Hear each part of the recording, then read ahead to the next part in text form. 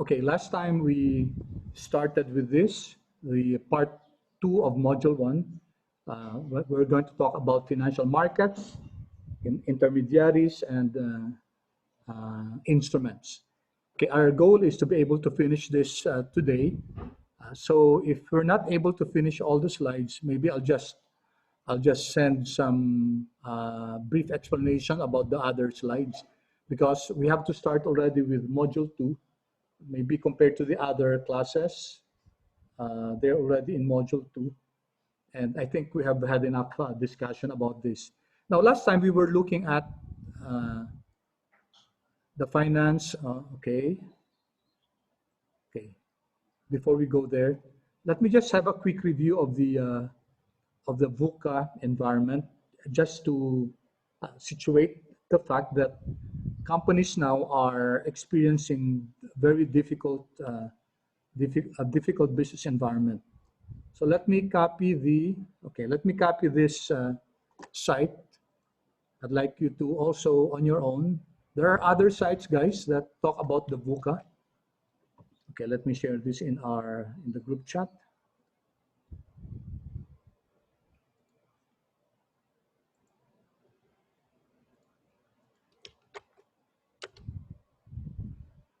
Okay, this is a fine site. It's a good site for looking at very briefly at the VUCA environment.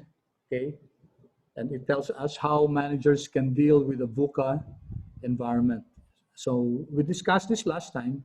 We said that businesses are exposed now to an environment that's very volatile, uncertain, complex, and ambiguous.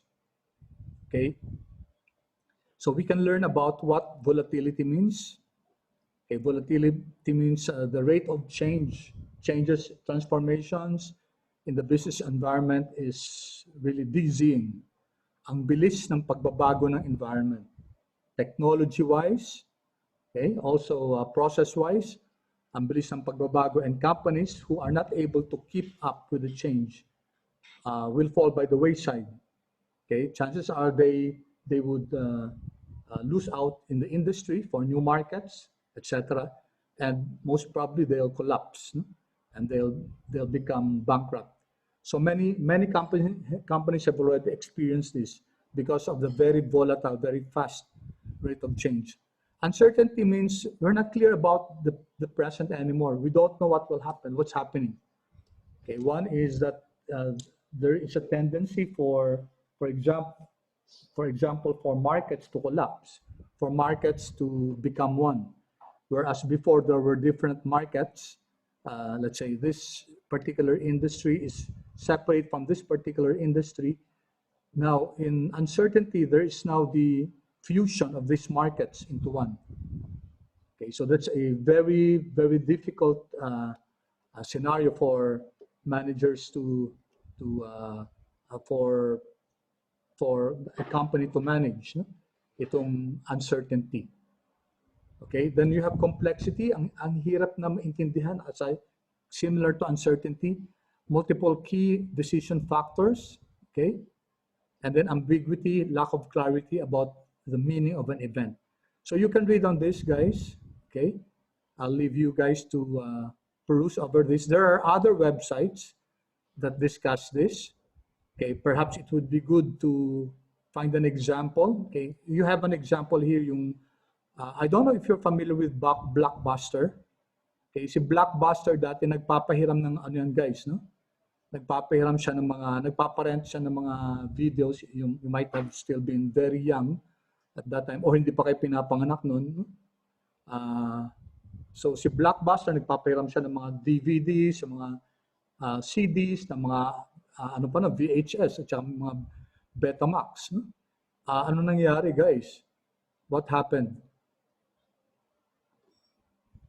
Kinain siya ng because of technology change, kinain siya ng bagong technology. For one,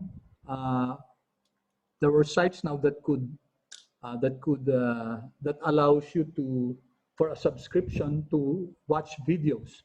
So hindi ka na kailangan pumunta dun sa store ng Blockbuster para humiram ng ng LCD o ng DVD. Okay? You don't need to go there physically. Pwede mo nang on demand yung video, pwede mo nang mag-subscribe ka lang, mapapanood mo na yung movies nyo. I'm sure all of you know the model of Netflix, no? Which currently is also facing challenges kasi may mga companies, may mga producers, content producers like Disney. Dati pinapayagan nila si Netflix na ipalabas yung mga videos nila. But now Disney, for example, saw that this is also an opportunity for them to have their own Disney channel. Kaya I don't know when it was pulled out, but I think wala nang mga Disney movies sa sa sa Netflix. If I'm not mistaken, no? Wala na ba? Tama ba? Okay lang. Jacob, mamaya na lang ha. Okay, so ganun guys ka very yung volatility, uncertainty, okay? If you can see this, can you see the screen guys?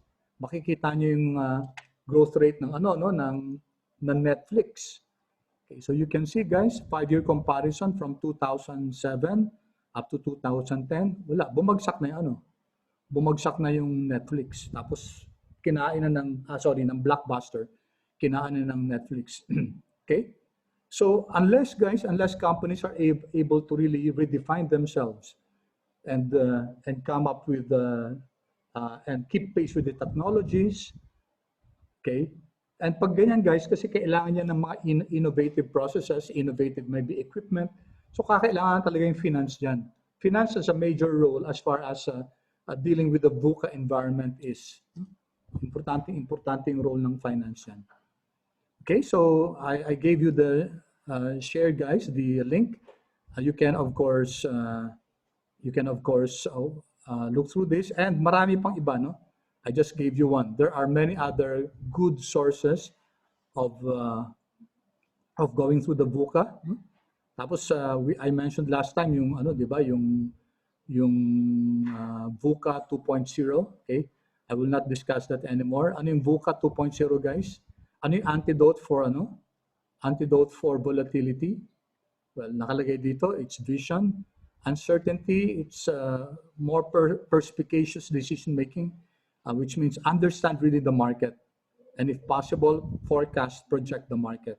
Complexity with clarity, and ambiguity with agility. Well, it's easier said than done, guys. No, mas madaling sinasabi kaysa ginagawa. Okay, easier said than done to. So that's why the challenges in this VUCA world remains daunting for companies. Okay, so going back, guys, tinignan natin.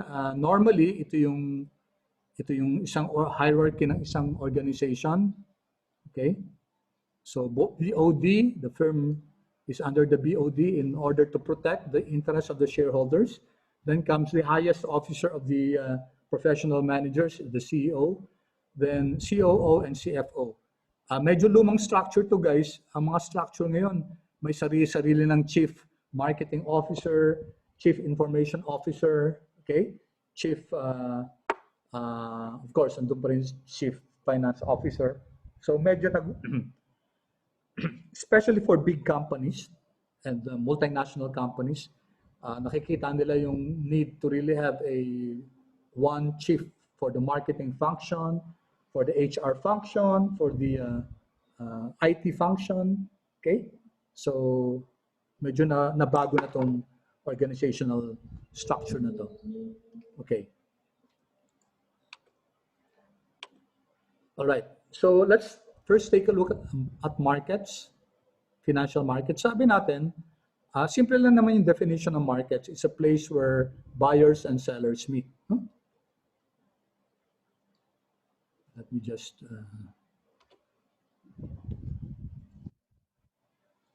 it's a place where... Can you see, guys? Can you see pa rin? Yes po. Okay, thank you. So buyers and sellers meet, no? Ito yung... alam naman natin, guys, from your operative word natin dito, ito, no? Buyers and sellers. Okay, they meet in order to trade. Okay, so trading exchange, no? Exchange of assets or securities like equities, bonds, currencies, derivatives. So maraming klaseng assets ang pwedeng matrade sa markets. So for example, saan tayo makakabili ng equities, saan tayo makakapagbenta ng equities, we go to the stock market. Kung bonds naman, we go to the bonds market. Currencies, we have FX market. Derivatives, we have the derivatives market. So we have several types of markets, okay, where buyers and sellers could meet. Okay, maganda guys yung mga markets kasi they provide some advantages vis-a-vis as against just directly buying from a company. No? Okay, may nag-chat. Let me just check first. Okay.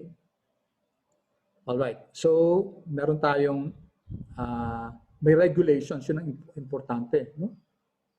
Regulated yung market. Kasi pag hindi regulated yung market, delikado yun.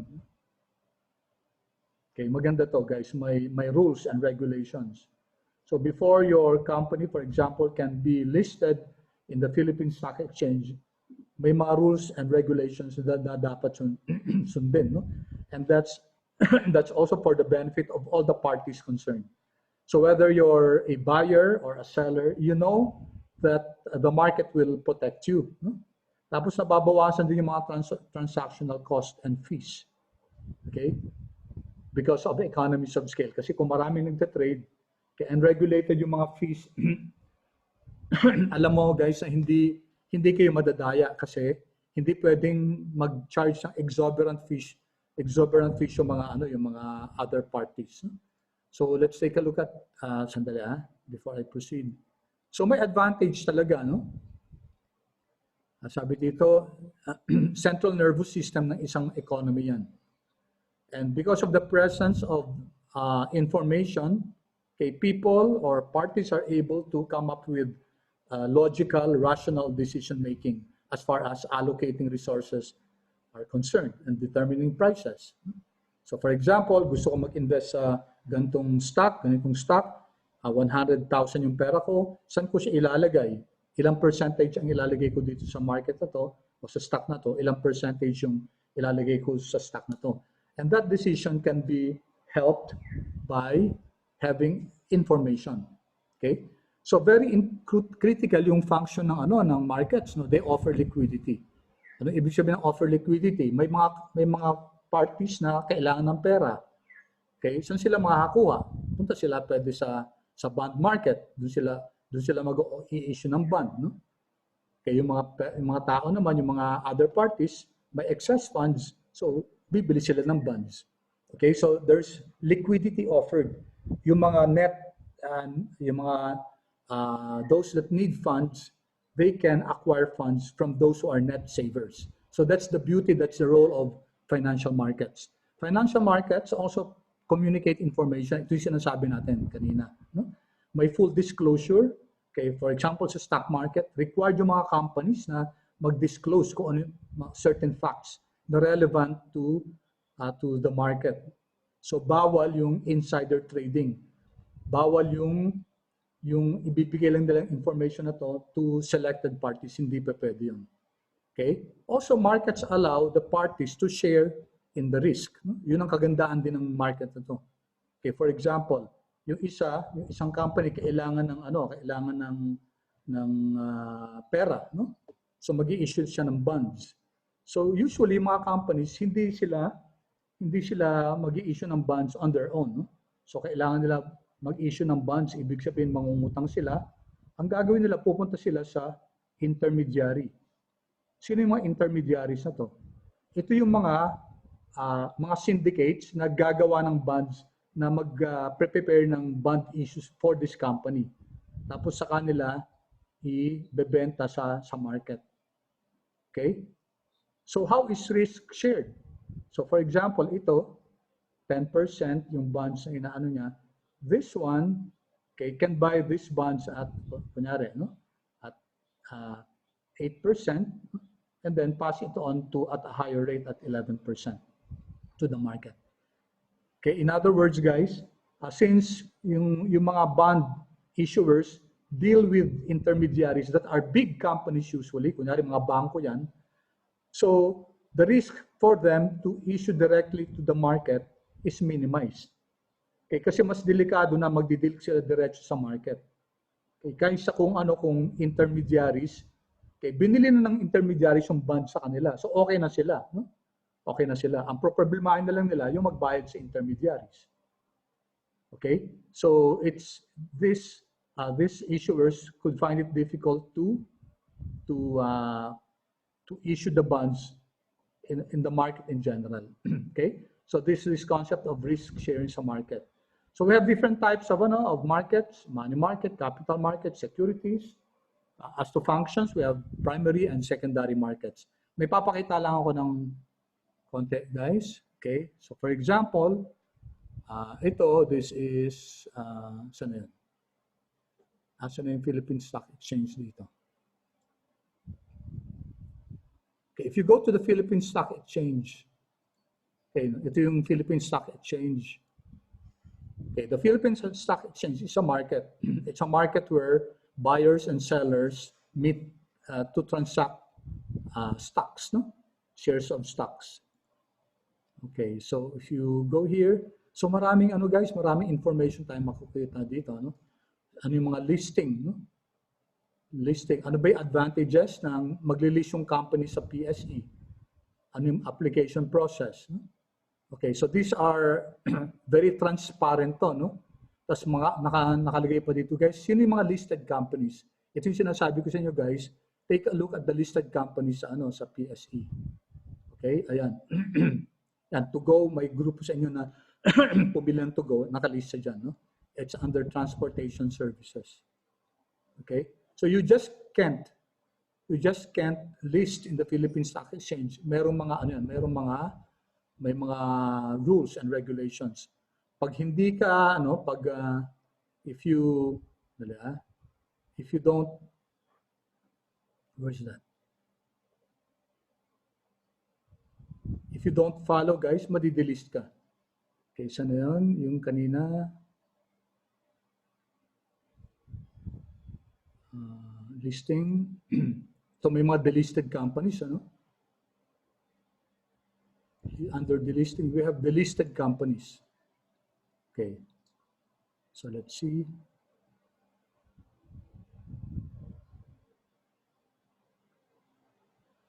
Listed companies, as in ito, delisted, no?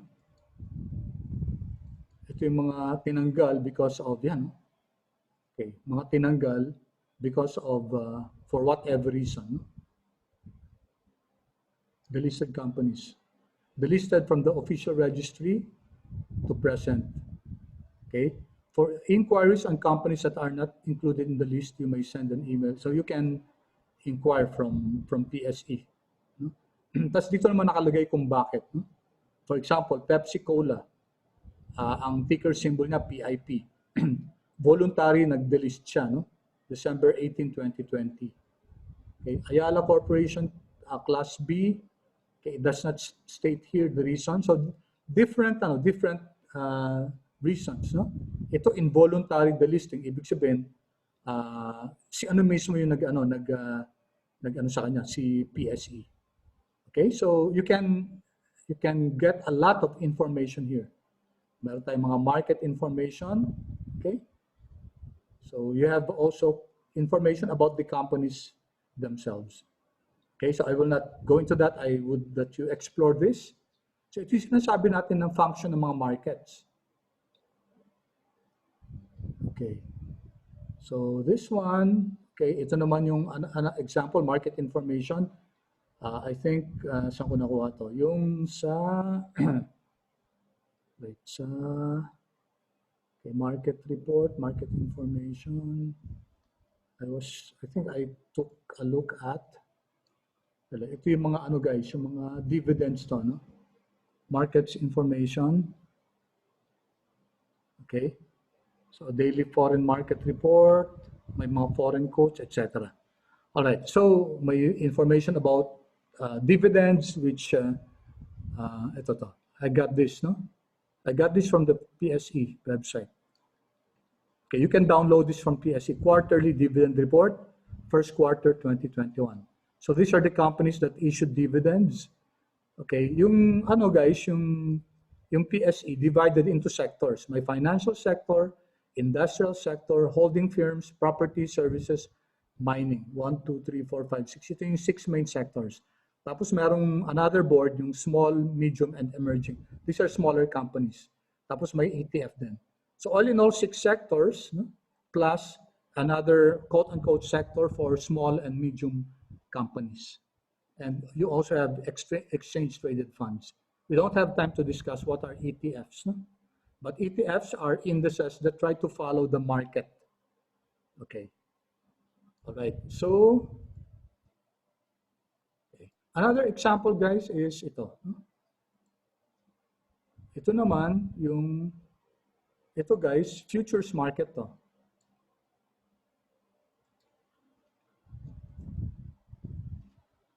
Okay, an example of futures market is CBOT, guys. Chicago Board of Trade. Yan. Chicago Board of Trade, guys. CME, Chicago Mercantile Exchange yata to, is the world's leading and most diverse, yan, you heard of this, guys, but derivatives marketplace. Made up of 4 exchanges, may CME Exchange, CBOT, NYMEX, and COMEX. Each exchange offers a wide variety of global benchmark across major asset classes. Okay, Chicago Board of Trade as designated contract market offering products, okay, subject to CBOT rules and regulations. Okay, ano ba yung mga products yan? Tingnan natin, guys, ha? For example, ano ba yung mga products na trade sa CBOT? Yan. Okay. Meron tayong financial securities, okay, interest. Meron tayong agriculture, guys. Mga commodities, no? Tingnan natin itong grains.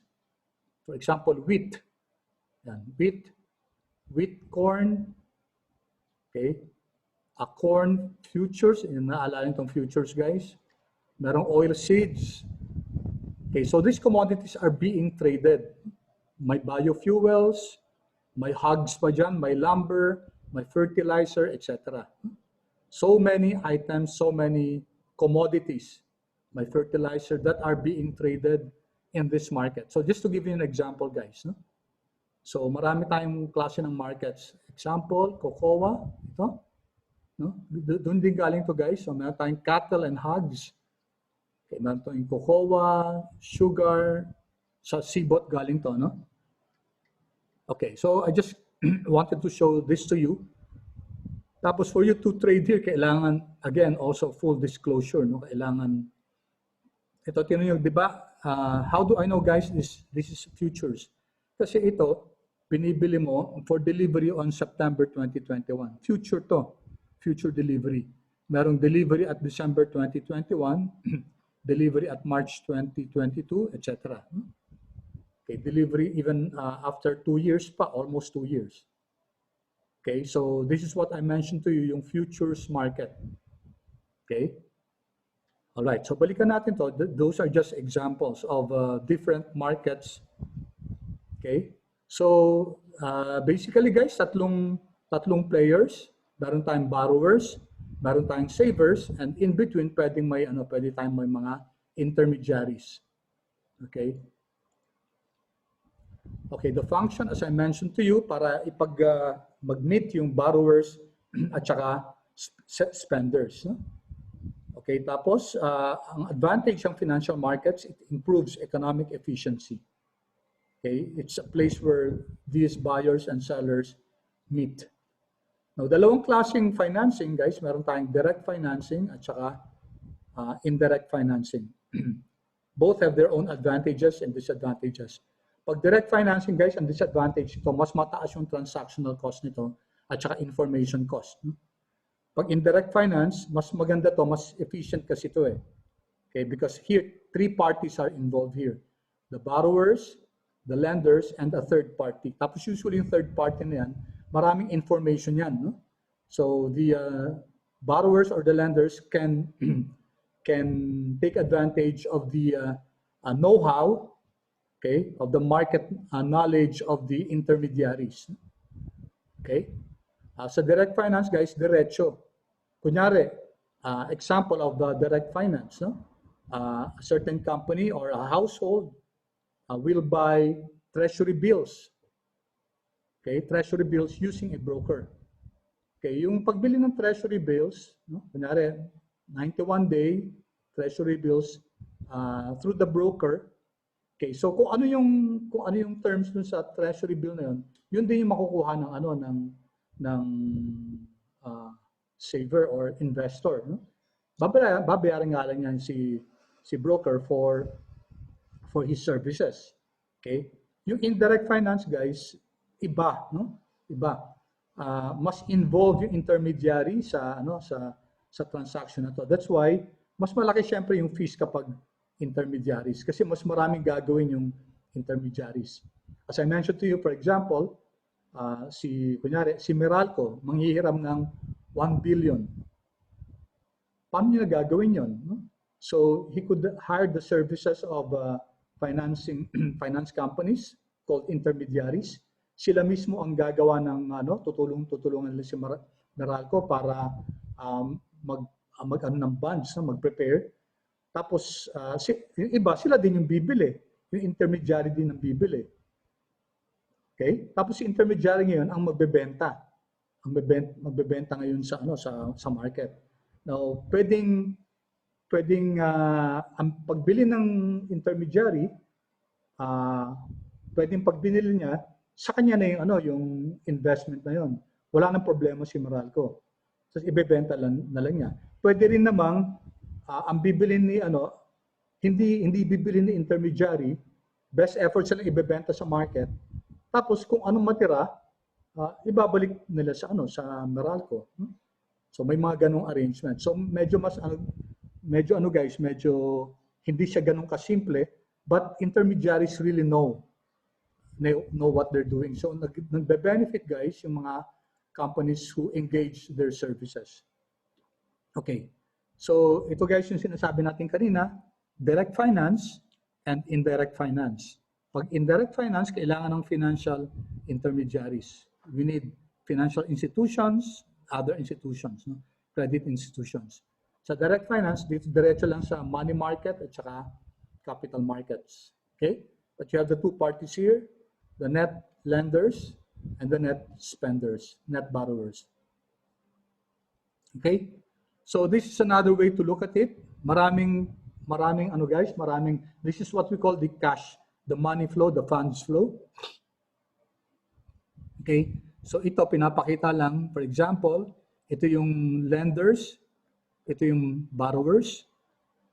Okay? This is intermediation via institutional investors or intermediation via banks. So ito para yung mga intermediaries dito.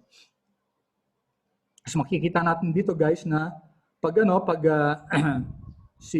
suppliers of funds diretsong pupunta sa equity market, so mag-i-issue siya ng cash, in return, shares ang ibibigay sa kanya. Ang tawag dito sa shares na to, securities to. Securities. Kasi ito yung parang proof niya. Well, think of it as a contract, no? Parang ito yung proof niya, security niya, na nagbigay nga siya ng pera. Okay? Ito naman, cash. Tapos ang security nito, yung bonds, no? Long-term borrowing. So may proof si investor na nagpautang siya. Okay? May proof din siya dito na nag-invest siya, na part owner siya ng company na to.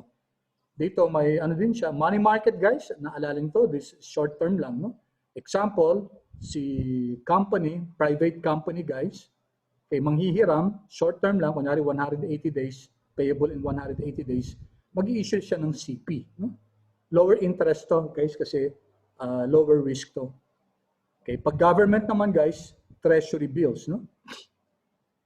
Okay, so that's the difference between CP and bonds. Si bonds nasa capital market or corporate market, si CP nasa money market. Okay? Alright, itong market to, guys, parang lang siya, parang conduit lang siya. So ito ngayon yung pasok ng cash sa firms, tapos in exchange yung bibigay siya ng shares. Okay? Alright, so this is another way to look at the flow of funds sa market. So it's important, guys, ang flow ang financial system should be very transparent, no? Kasi pag may problema yan sa transparency, mag-collapse guys yung financial markets. Another way to look at it, guys, so these are just different ways. Okay, so we have here the indirect finance through financial intermediaries. So funds flow from the lenders to the borrowers. Okay, ito naman direct, no? Direct. Okay, so advantage ng financial system ng markets allows transfer of funds from households or persons without investment opportunities to one who has them. Okay, and it improves economic efficiency. Okay. All right, so ito guys, inaano ko pa rin, no? Sinasabi ko pa rin dito. May typographical error pala dito guys, ha? Parang kindly ano na lang, take note. As I said here, markets play a pivotal role in the economy. Kunyari, may excess ka na 1 million. Okay, pero kung walang financial markets guys, saan mo dadalhin yan? Okay, sabihin natin hindi ka magninegosyo, well, ilalagay mo lang yan sa ilalim sa ano mo, sa alkansya. No? With the presence of the market, guys, without you establishing your own business, pwede mong ipasok sa market to, and thus another party who has the need for this could also use the money to improve productivity. Siyempre, dapat willing yung borrower to pay you some interest for the use of the funds. Sabi nga natin kasi, di ba, money has cost. No? Okay, I hope guys it's clear. Any questions so far, guys? Clear ba so far? Paki-chat nga, please. Yes, thank you. Thank you. Okay, umuulan ba sa inyo? Maulan dito. Yabi. Sa inyo guys, umuulan ba? Is it raining there in Metro Manila? Kasi nasa Antipolo ako ngayon, nasa Rizal ako ngayon. Araw dyan, talaga. Dito, makulimlim. Okay, maulan. Okay. Si Sofia, nasan ka? Nasa Metro Manila ka rin ba? Pampanga. Okay. All right. Okay, so let's continue, guys, no? So I hope you're convinced, guys, that financial markets are very, very important in as far as the fund flow is concerned. Okay, financial markets are critical for producing an efficient allocation of capital. It allows the flow of funds from one party to another party. Okay, isang party na wala naman silang productive investment opportunities, ipapahiram nila, papagamit nila yung funds to those who have investment opportunities. Kunyari, may isang company, bakit siya hihiram? Kasi may business opportunity siya. Gusto lang mag-invest sa ganito. Expansion ng equipment, etc. Okay, so it's a win-win situation. Okay, kung walang markets, wala, hindi makakapag-ano. And yung mga companies, they will just rely on their cash flows, kulang naman yun. Kung walang markets, guys, hindi sila makakahiram. No? Okay, you might argue, pwede naman sila manghiram sa sa ibang company. Market din yun. It's also a direct market. That's what we're saying. Okay, whether they borrow directly from a firm, which is a direct market, or they course it through an intermediary, which is an indirect market pa rin yun. Also, financial markets improve the well-being of consumers, no? Allowing them time to time their purchases better. Okay, ano din to?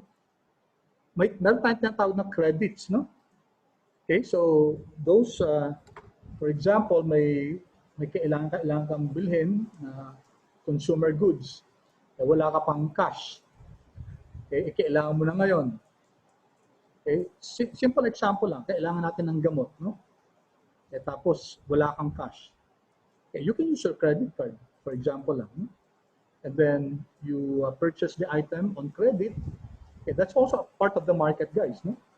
Okay, and then you pay the credit card company, usually through a bank, later on. Okay? So, ito yung sinasabi natin, improves the well-being of consumers, allowing them to time their purchases better. Okay. So, examples lang to guys ng na-discussion natin to dati. Ito naman guys, classification of financial markets. We can classify financial markets according to debt markets, equity markets, primary market, as to whether securities sold are new or old, primary market, secondary market, as to whether markets can be localized geographically or not. Okay, ito yan, no? So example lang to. Short term, alam natin to, money market. Long term, capital market. Ganun din guys sa equity market. Equity markets is usually part of your capital markets kasi long term siya.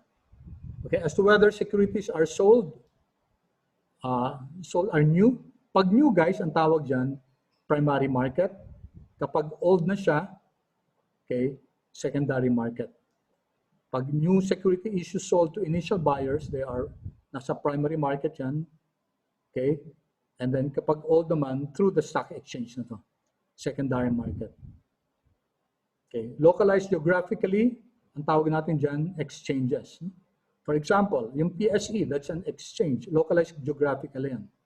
Okay, meron din mga OTC, okay, dealers at different, ito yung mga OTC usually, ano to, yung internet talaga to, no?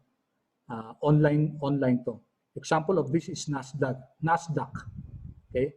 NASDAQ. Ano nga guys? I don't know if I mentioned this already before. Kindly see what the NASDAQ is.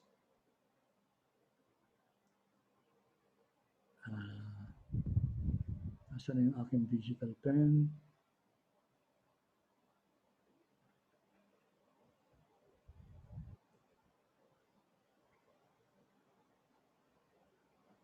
Can you please check, guys? Paki-check kung ano ibig sabihin ng NASDAQ. Example yan ng OTC market. Over the counter.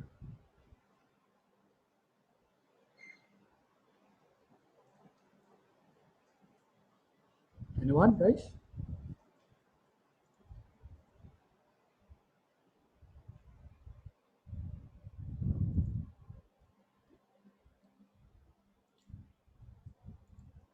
Okay, correct, no? Yan. Yung sinabi ni Sophia. Sophia, ito na rin pala. Thank you, Kendrick. Thank you, Sophia. National Association of Securities Dealers Automated Quotations. Okay, it would be interesting, guys, to know which companies are listed in NASDAQ. I leave that to you guys to explore for yourself. Kasi may mga companies na listed sa NYSE. Okay? May mga companies na listed sa NASDAQ.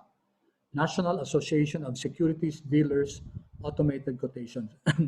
We'll leave that, guys. Okay, so ito nakasulat lang din, guys, no? Time primary, secondary, money, etc. Consumer, ito yung sinabi ko sa inyo kanina, consumer credit.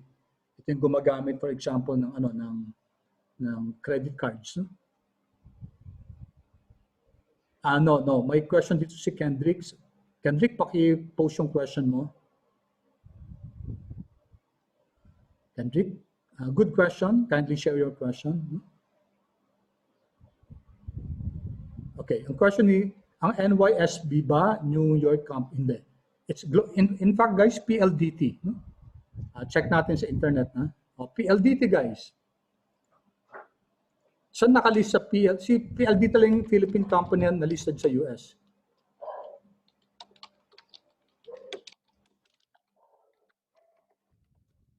Okay.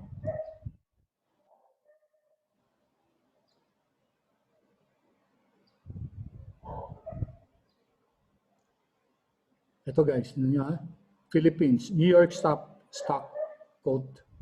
Okay. Si PLDT is the only unless may bago guys na list, pero wala yata eh. Si PLDT lang ang Philippine company na nakalist sa NYSE, sa New York Stock Exchange. Anyway guys, I just wanted to show that. No? And there are other international companies, guys. So ang nakalist sa NYSE are big companies. Hindi ka lang basta-basta pwedeng malist sa ayan guys. Ang ticker symbol niya TEL. Kaya listed siya sa PSE ito, no? Listed siya sa PSE, listed din siya sa New York Stock Exchange. Okay? Thank you, Kendrick, for your question. That was a good question. Okay, so let's go back here. Okay, so maraming mga markets, guys. Spot market, futures market, na-discussion natin to before. No? Spot market is where you buy, let's say, commodities right on the spot. Okay? Mas mahal to, guys, kaysa sa futures market usually. Kasi futures market, yung pinakita ko sa inyo, you're going to buy it at a future date. So, nangyari ngayon, di ba, yung WESM. Have you heard of WESM, guys? Ano yung WESM?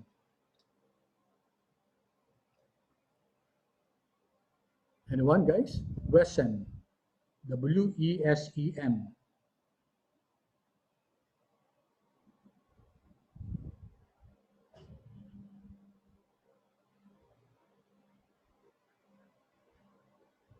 Anyone? Have you heard of WESM?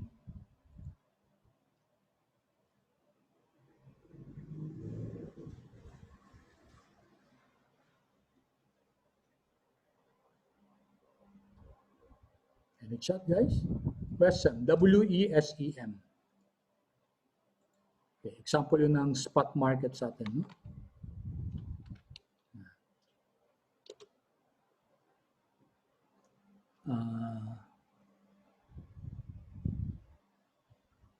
Kaya pala hindi nyo makita. Ano? Ayan, ito guys. Philippine electricity market. Tignan natin ito, ha?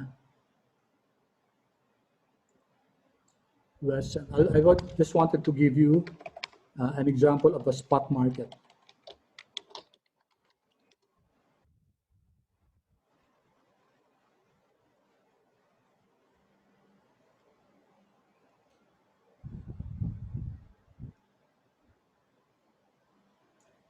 Mali pa rin spelling ko. W-E-S-M pala. Sorry, ha?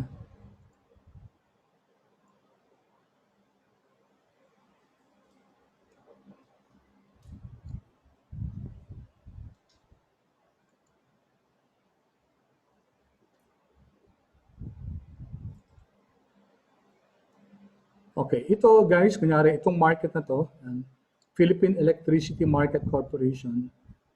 These are, ito na markets for energy. Kung saan kunyari bumibili si Meralco, etc. Okay. Saan na ba yung dito? Pero hindi ko, sorry, naisip ko lang kasi ito ngayon, kaya hindi ko nakita yung ano, yung timeline. Okay, anyway, I leave you guys to explore this. Makikita natin dito yung prices, no? Prices ng energy, okay? And the reason why we have one of the highest energy in Asia has something to do with the markets where distribution companies like Meralco buy from sources, okay? But that's another discussion whatsoever. Pero very critical yan guys kasi when you talk of markets, yun yung spot market where you buy a commodity or an item right there on the spot. As against future market, ang futures market, ang delivery niya in the future. Whereas ang options market, you don't buy the commodity itself, you buy the option to buy the commodity. Okay, so yun ang distinct difference ito, no? Ang options market, you don't buy the commodity. You have the option to buy the commodity in the future. It depends, guys, kung ano yung magiging spot market in the future. Okay, so very quickly lang, guys. Kunyari, you bought an option to buy, let's say, oil at $50, okay, on December 2021. Okay, ang babayaran mo lang dito yung option premium. Yun yung babayaran mo, no? Okay. On December 21, December 2020, for example, yung price ng oil sa spot market became, let's say, $52. So will you exercise the option to buy? Yes. Okay, kasi nakapag-contract ka ng option to buy oil at $50 per barrel. Okay? Okay, so nangyari, nakatipid ka, ang additional na ano lang sa'yo, itong option premium na binayaran mo, which is just a small price. Okay? Nag-gain ka pa. Nakasave ka ng $2 per barrel. total savings mo, $2 per barrel, less the option premium. On the other hand, pag naging, pag naging $48 per barrel, okay, what will happen? Will you exercise the option? No, you will not. Diba? You will not. Kasi, bili mo na lang sa spot market at 48. So, bibili mo to sa spot market, no? And then, anong lugi mo? Ang lugi mo, guys, yung option premium lang, which is relative to the price of the commodity, a smaller amount. Okay? All right. So, okay, ito sinabi ko na kanina, guys, money market, short term to. It provides high liquidity and very short maturities are traded. So, saan ginagamit to? Borrowing, lending in the short terms. Pwede a few days lang to under 1 year. So, money markets ang tawag natin doon, less than 1 year. Capital markets naman, greater than 1 year. It involved issuing instruments, stocks, bonds for medium term and long term. Okay? Years before, nag-issue si Walt Disney ng Century Bond. Okay, pakita ko lang sa inyo, ha? Okay. Walt Disney Century.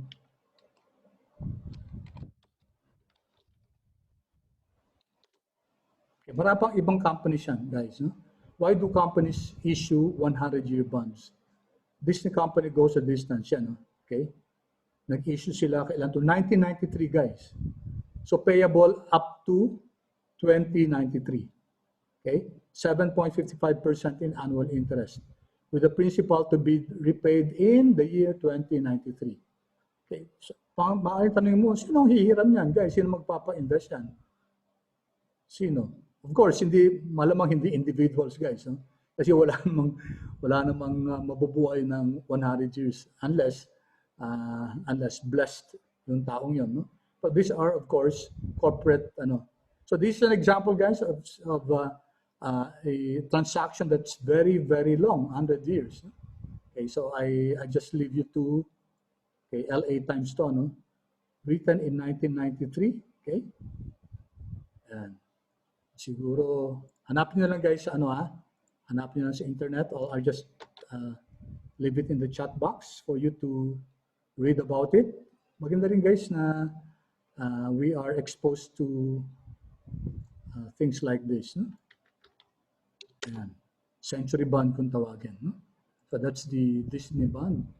And dito sa Investopedia, sinasabi na why do companies issue 100-year bonds? Interesting. No? Bakit nga ba? Okay? Although sabi naman ni Investopedia, rare yan. Rare for companies and governments even to issue bonds with a century spanning term. Okay, ito example, si Disney and Coca-Cola pala nag-issue. Tapos other countries, mga countries din nag-issue ng century bonds. Okay, ang question, why on earth? Okay, so I leave that to you guys to read. Okay, share ko rin sa inyo itong sa Investopedia. Okay. Kung bakit nga ba, ano ba yung dahilan kung bakit companies engaged in issuing century bonds? Okay, capital markets, guys, clear so far? Okay, we have a few more slides. Matatapos natin ito ngayon. The next meeting, na tayo, guys, sa FS analysis na tayo. So kung pwede, guys, paki-research on importance of financial statements analysis. Okay, any questions so far? Money markets, capital markets. We talk about spot market vis-a-vis futures market versus options market. Okay, all of them have their role to play in as far as markets, financial markets are concerned. Okay, securities naman, guys. Ano ba yung securities? Market for the following. So ito, guys, it's another classification. Pwedeng usually kapag money market or capital markets, nag-i-issue ng securities yun. Okay, di ba sabi natin, ang securities, parang proof yan, no? Na meron kang gantong klaseng investment o yung isang party may utang sa'yo, kung debt or your part owner kung shares of stocks. No? So securities market, Ito can be money markets or can be capital markets. This is a broader classification. Okay, pwedeng stock siya, pwedeng bonds. Okay? So, pwede rin ang securities market, primary or secondary. Okay, kailan primary yung securities market, guys? Kung newly issued yung shares of stock na yan. Kunyari sa isang company, okay, bagong i-issue siya ng bagong shares of stock. Then, those shares of stocks will be bought from the primary market. Okay, yung nabenta na dati, trading and buying and selling nun sa secondary markets na yan. Okay, so those are just securities market. Okay, ito nasabi natin to, no? Primary market and then the secondary market. Okay, securities issued are bought and sold. PSE, Philippine Stock Exchange. Okay, ano tong FTSE, guys? Ano tong DAX? I'll give you 1 minute to determine ano ba tong FTSE. Kaninong yan? Kaninong stock exchange yan? Yung DAX, kaninong stock exchange? I'll give you 1 minute, guys, to answer that. Paki-chat na lang.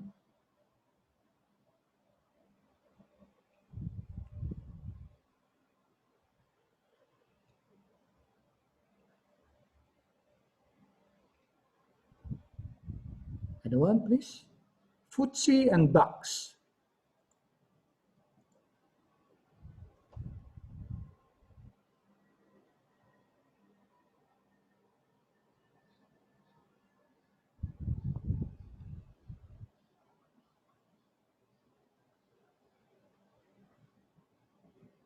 Okay. All right. Thank you, Marco. Anong country to? So FTSE ang pagbasa sa kanya FTSE, no? Financial Times Stock Exchange. Anong country yan?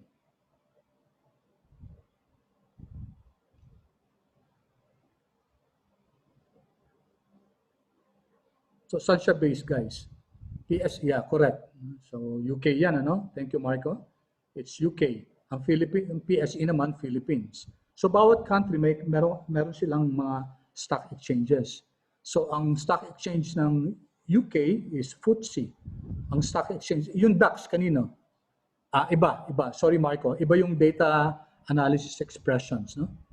Ayun. Okay. Thank you, Iram. It's Deutscher Aktien Index.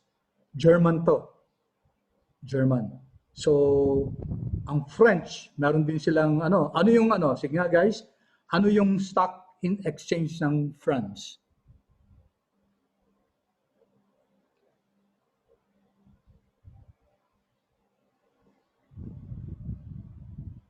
Stock exchange ng France? Anyone? Pwede nyo isulat or pwede kayong mag-unmute. Euronext? Hindi, no? Ano yung French index?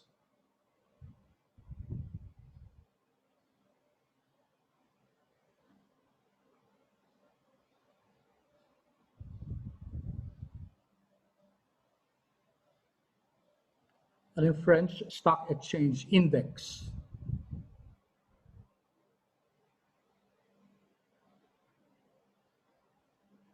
Yun. Okay. Thank you, Kyla. Cacaron. No? That's 40. Kasi tinatawag na, that's the French for cacaron. It means 40. Kasi 40 companies ang kasali dyan. No? So sa atin, sa PSE, sometimes it's 30, sometimes, kasi minsan nagbabago-bago. So generally, it's 30 companies. Yung DAX, I think 30 companies din. FTSE, I think, is also 30 companies. So kanya-kanya, no? Kanya-kanya sila. No? So bawat country, guys, meron silang sarili-sariling mga stock exchange, tapos meron silang stock index. No?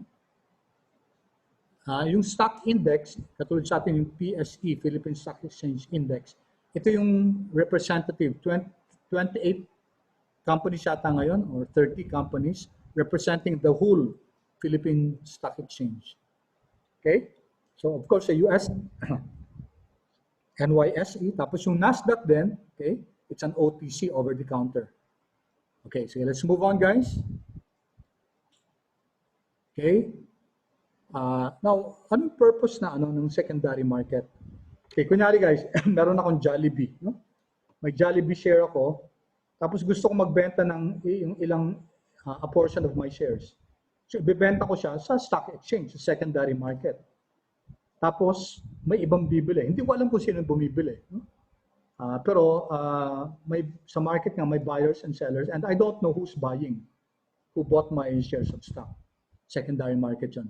Okay, so, involved pa ba si Jollibee doon sa transaction na yun? Answer is hindi. No? Hindi siya involved sa transaction kasi nasa market na yan eh. Okay? Jollibee does not know na yung 100 shares ko ng Jollibee share, binenta ko sa market. Tapos may ibang may-ari na ng 100 shares na nabenta ko. Okay? So, pero will Jollibee benefit from that? Yes, indirectly. Okay? So, anong purpose ng secondary market? Number one, it provides liquidity. Okay, mas madaling mag-buy and sell. Kasi kung wala market, guys, saan ko ibebenta yung 100 shares ko kunyari ng Jollibee? Magtatawag ako sa bawat tao. Meron akong 100 shares na Jollibee na binibenta. Gusto mong bilhin? Mahirap yun, guys. No? Okay? It provides liquidity in the sense that if I want to share my 100 shares so that I can easily convert it into cash, no? I'll just go to the PSE, Philippine Stock Exchange. Tapos dun, through the services of a broker, okay, sasabihin ko, I want to sell my 100 shares. Tapos si broker ipopost yun. Tapos may mga bidding yan, etc., may process yan. And then, sasabihin ng broker, okay ka ba sa ganitong price? Kasi sasabihin ko muna kung anong price ang gusto ko. Sabihin ko, I want at 215. Ipapabid yan, 215. Kung walang takers. Diba? So, pwedeng babaan, etc., etc. Kaya I will not discuss the nuances of the stock market. But it's an interesting study, guys, kung paano gumagalaw yung stock market. Also, guys, a secondary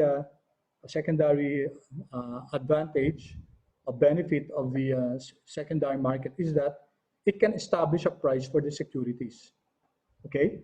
So, si Jollibee, would like to know, ano kaya yung market value ng stock natin ngayon? So, titingin siya sa stock exchange. So, right now, Jollibee is selling, for example, Marco, mamaya na lang ha. Mamaya Marco sa after classes.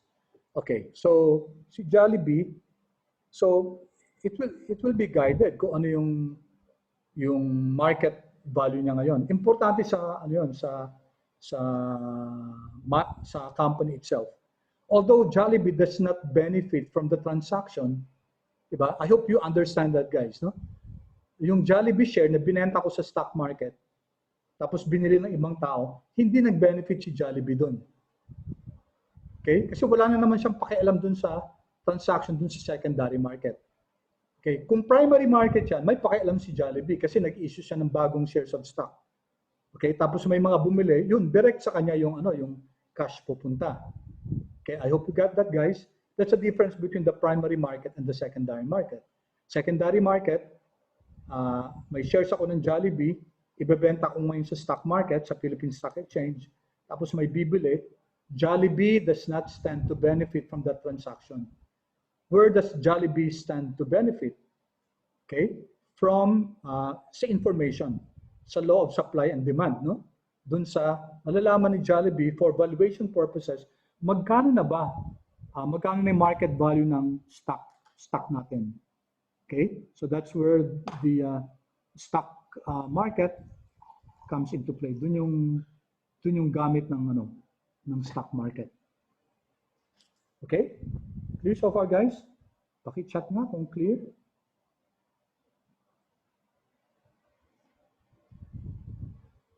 Clear so far? I'd like to have your feedback, guys, kung okay.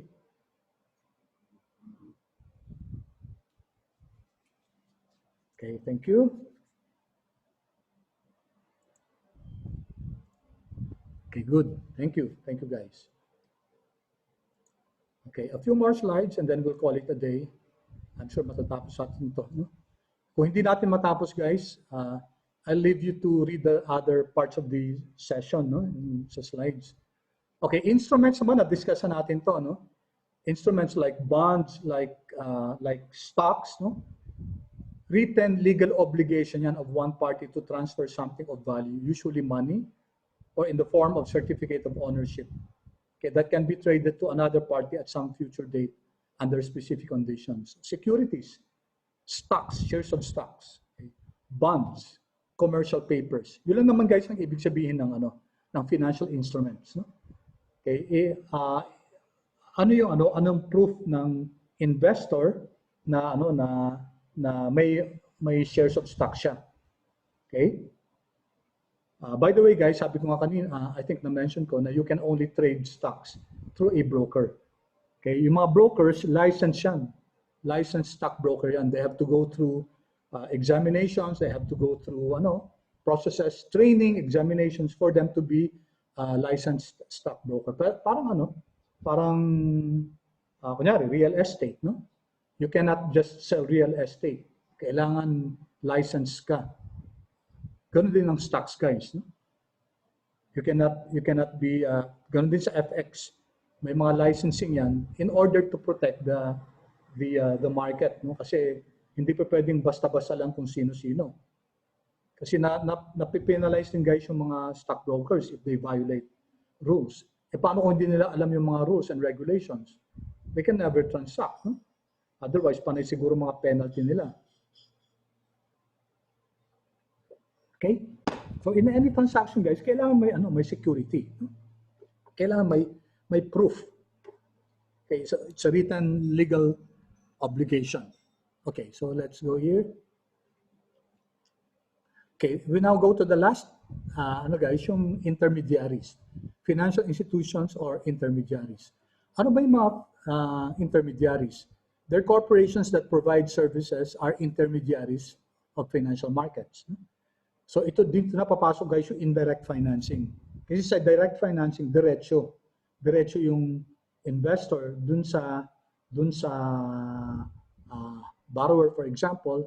Of course, the mere fact that it passes through a broker does not necessarily mean na intermediary si broker. Iba yung institutions as intermediaries. Okay. So ito yung mga with the intermediation, guys, sinabi ko kanina, no? Nababawasan yung risk on the part of the borrower, for example. Okay? Information din, no? Marami information yung intermediaries kasi they specialize on that, no? They have investment researches. Ganun ginagawa nila, guys, kasi paano nila mabebenta yung services nila kung hindi sila equipped to give companies the necessary guidance or advice. Okay? Hindi sila mabibili sa merkado, sa market, no? Okay. Examples, insurance companies, okay? Investment houses, investment banks. Okay, these are examples of intermediaries. Okay, sabi natin guys, yung indirect finance, diba? Instead of savers directly dealing with borrowers, a financial intermediary such as a bank plays as the middleman. So parang middleman siya. Okay, the intermediary obtains funds from the savers, and then the intermediary then makes loans, investments with the borrowers. Okay? So si intermediary siya yung kukuha ng funds from the savers, tapos pinapautang niya to dun sa mga borrowers. Okay. So some more notes about financial intermediation. Okay. This process, financial intermediation, is actually the primary means of moving funds from lenders to borrowers. Ano ibig sabihin ito, guys? Mas malaki, guys, yung dumadaan sa indirect finance kaysa sa direct finance. In terms of volume, in terms of amount, no? Mas marami nag-i-indirect direct finance. More important source of finance than securities markets such as stocks. Okay? Ano importance ng indirect finance, guys? Ano importance ng financial intermediaries? Kasi guys, pag may intermediaries, ito yung sinabi natin kanina, transaction costs, bumababa, no? Risk sharing, nasi-share yung risk na mention ko kanina to, and asymmetric information. What's asymmetric information? Asymmetric information, guys, as distinguished from symmetric information. Asymmetric information is that one party has more knowledge about particular information, no? Has more knowledge about that compared to the other party.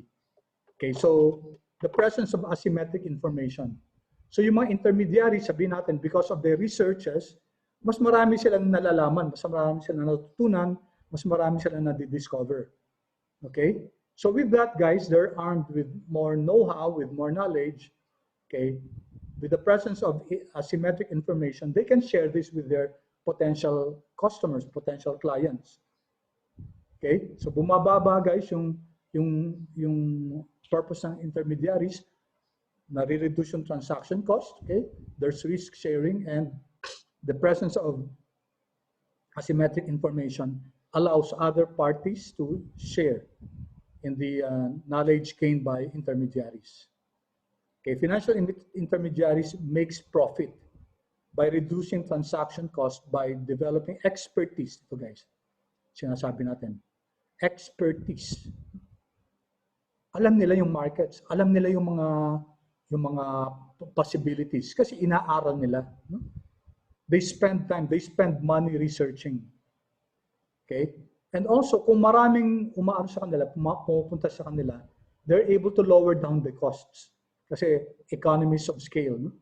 So in other words, parang ganito, nakapag-research sila ng isang, let's say information, a particular information. And then, they can share this with several companies who are their customers. So yung cost na yun, guys, yung cost of getting that information, pag marami silang customers, na-breakdown nila yun, na-distribute nila among the many different customers. That's why they're able to enjoy what we call economies of scale. Ano ba yung economies of scale? Economies of scale is a situation when a company is able to distribute its fixed cost, for example, across several customers. So anong nangyayari? Yung fixed cost per customer goes down. Okay, transaction cost goes down. Okay, kasi maraming ba't magiging maraming customers? Kasi attractive yung ano nila. They have the know-how, they have the knowledge. Unless yung mga companies, yung mga customers sila, magtatayo din sila ng isang research institute nila. Okay, which can be also very costly. Okay, so these are the advantages of financial intermediaries. Okay, an FI's low transaction cost means that it can provide its customers liquidity services. Services that make it easier for customers to conduct transaction. Bumababa nga kasi yung transaction cost, no? So, instead of the company going to the market itself, dumediretso dun sa mga net savers, si intermediary nila ang magpapahiram sa kanya. Okay, so that's providing liquidity to the borrower.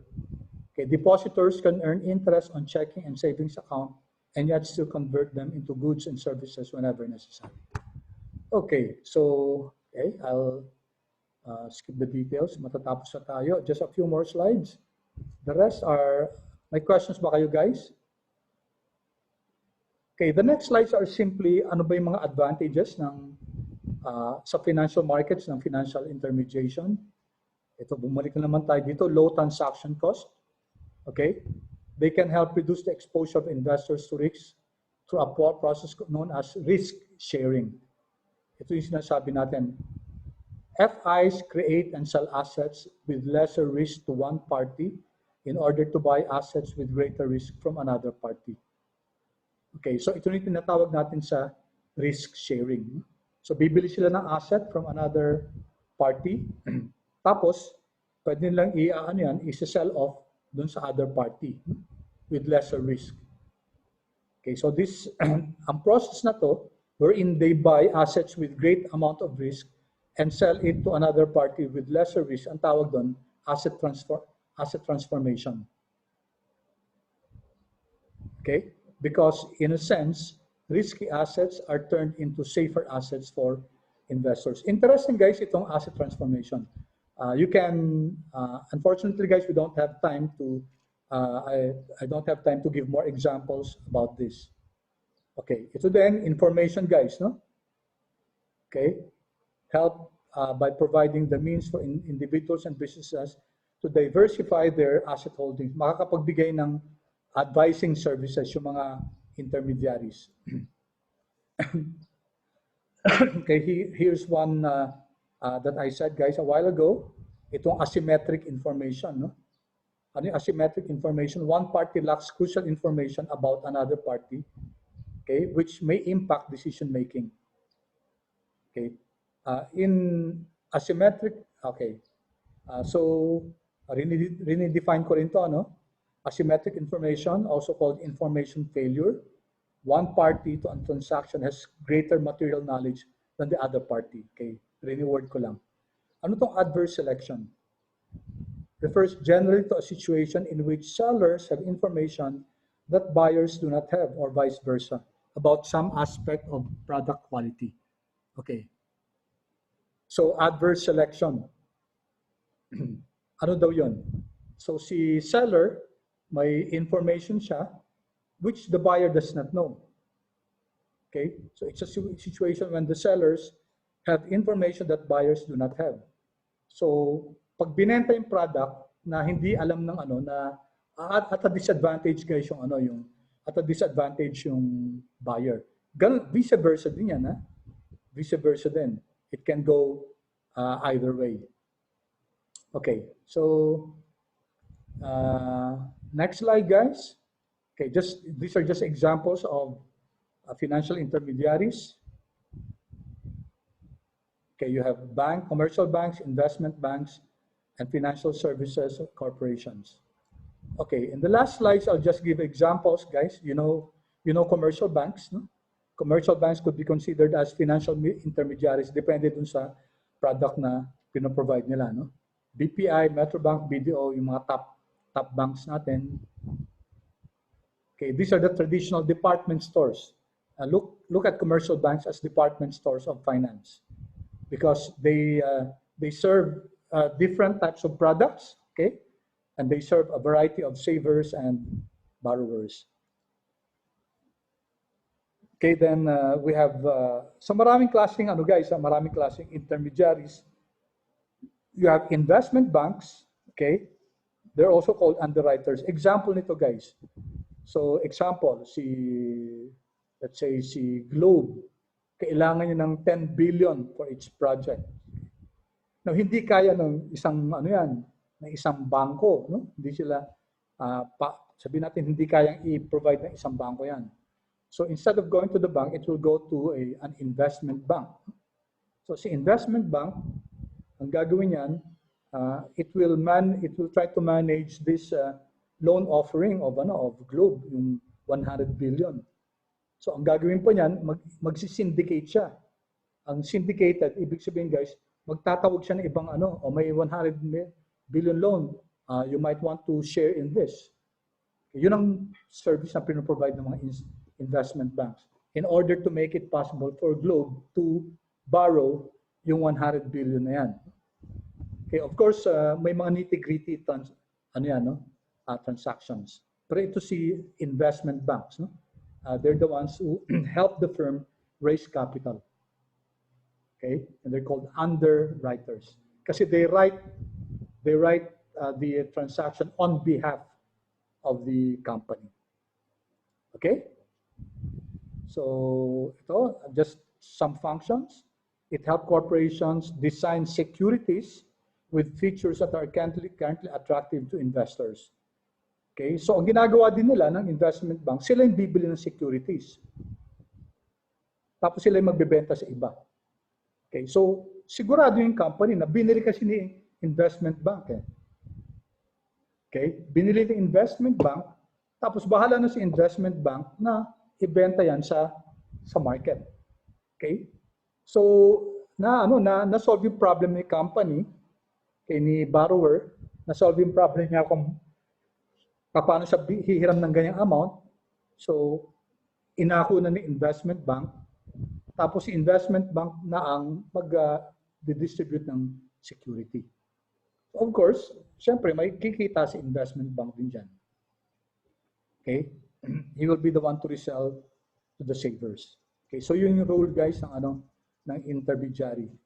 Okay, a few more slides and I think we'll be able to finish on time. No? Investment, ito guys, you can see the okay. Out, baka hindi nyo nakuha to, no? Ano ko sa chat guys, no?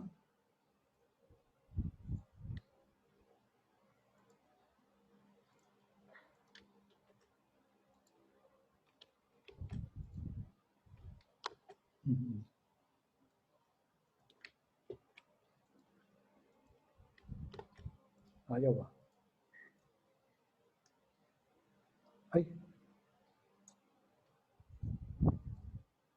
Ay, sorry guys, ano ba to? Image lang yata to, ano? Sorry. So, hanapin nyo lang guys sa ano, no? This is from Wall Street Mojo. They have a discussion on investment banking in the Philippines. Okay, but suffice it to say guys na ito yung primary roles ng investment banks sa Philippines. Investment banks guys are the biggest financial intermediaries sa Philippines. Ano yung M&A? Paki-chat nga guys, what are M&As? It's a very popular, that's a very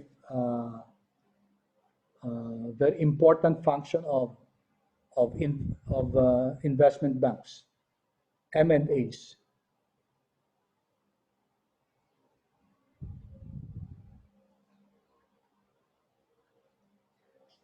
Yeah, thank you. Marco, salamat. Correct, no? Okay. Mergers and acquisitions. Marco, please remind me you got +2, ha? +2 sa dun sa sa Kahoot natin, yung una-una nating Kahoot. Okay? Remind mo na lang ako. Okay, mergers and acquisitions guys. So ano yung mergers and acquisitions? Okay, we don't have time of course to discuss kasi napaka-complex itong topic na to, no? For example, si Metrobank nung binili niya si Solid Bank, dati may Solid Bank eh. Tapos binili ni Metrobank 'yon. Either a merger or acquisition. Pag mergers, usually it's a mergers of equals. So, nagko-combine yung pareho. No? And then, magkikreate ng panibagong company. No? Dati may PCI and commercial bank ba yun? So, naging PC, ano ba? Kalimutan ko yung pangalan guys. No? But pag mergers of equals, dati si BPI, nung binili niya si Far East Bank, ang tawag doon acquisition. No? Okay, pag acquisition guys, nawawala yung identity ng in-acquire na company. Nagiging part na siya ng ano. Hindi ko lang alam guys, yung si Coco Bank kaya at saka si Land Bank, I don't know what partnership they're going. May nabasa ako eh, hindi ko lang sure kung it's a merger, no? But I'd like to check. You'd like to check guys, si Land Bank at saka si UCPB, no? Parang may combination sila eh. Okay, may nag-chat dito. Ano ba yan? Okay, sige. After class, no? Okay, thank you, Carl. Alright, so bespoke yung bespoke financing? Yung bespoke financing parang ano yan guys, advisory. Kasi usually, kunyari may isang company na tinitingnan niya yung mga available na credit loans, no? Sa isang bank or sa isang investment bank.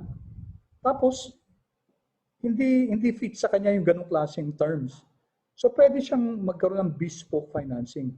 Yung bespoke financing, kakausapin siya ng investment house. Tapos, pag-uusapan nila kung ano ba yung needs ng company. Tapos, magte-tailor fit si investment bank ng loan para dun sa company. Okay, that's what we call bespoke financing. Parang tailor fit, no? Parang nakaano sa kanya, parang nagpatahi siya ng pantalon na para talaga sa kanya. Okay, kasi karamihan ng mga tingnan natin from the context of kunyari buying pants, no? Punta ka sa department store, bili ka ng size 30, 32, 34, 28, 26, etc. Okay? Ito naman, si company na to, kailangan niya ng ganun, pero hindi fit sa kanya yung ano, yung mga pantalon na yun. Okay? So pupunta siya dun sa ano, sa investment bank. Kailangan ko ng ganito kasi ng ganito, ganito. Okay, so magta-tailor fit si ano si investment bank or investment house para dun sa company. Okay? Alright, ito yung sinasabi ko kanina, yung investment research, and also debt and equity capital markets financing. Okay? So, other examples, guys. Ito yung top investment banks sa Philippines. I think this is the top 20. Okay, ito yung mga kilala, no? BPI Capital Corporation. So, si BPI, meron siyang investment bank mismo. Okay, iba yung BPI, Bank of the Philippine Islands, iba yun, ha? Ito naman, BPI Capital Corporation, it's an investment bank.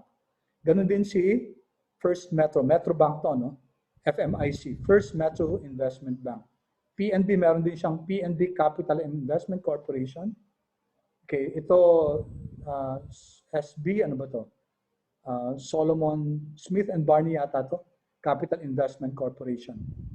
Okay, and there are other companies that also engage in this, no? Okay, AB Capital One, etc. Okay, so these are the top investment banks in the Philippines. Okay.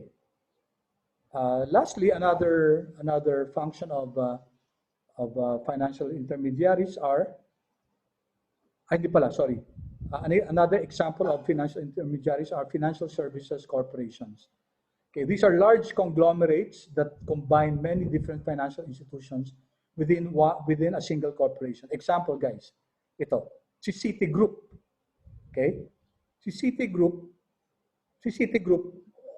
owned sa kanya yung Citibank, no? Sa kanya din Smith Barney. Okay? And other insurance companies and leasing companies. So Citigroup 'yan. Okay, parang baliktad to ng yung kanina, yung investment bank. Dito, si BPI, malaking-malaki, no? Pero nag-split separate yung investment bank nila, BPI Capital Corporation.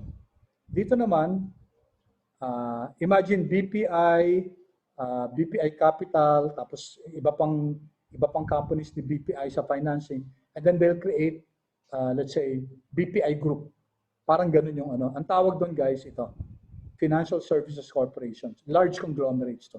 Okay, as an example, guys, Citigroup. I can't think of a Philippine company. This is an American company, no? Citigroup.